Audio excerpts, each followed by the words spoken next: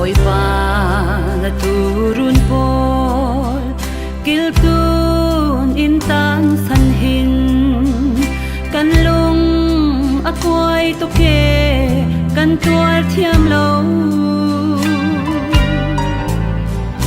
na rem ruanak sungi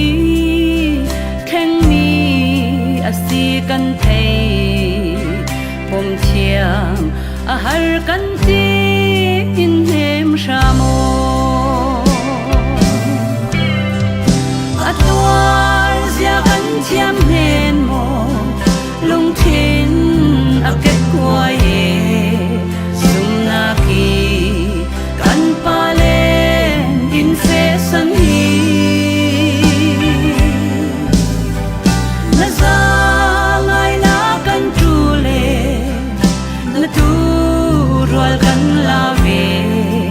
hin he mo hin kayo kan boy ne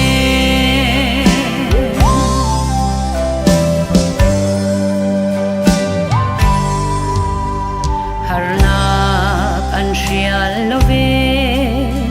lenna an hol love turun that nak dingin tuar nak an shil achel lo an shing mun in tuan ding seher chingin thei thiam a har kan ti in liam san hi atwar zia kan thiam men mo lung thin a ket kwai zum na ki kan palen in se san hi na za ngai la kan tu le na tu rual kan la ve in he mo in kayo kan boy ne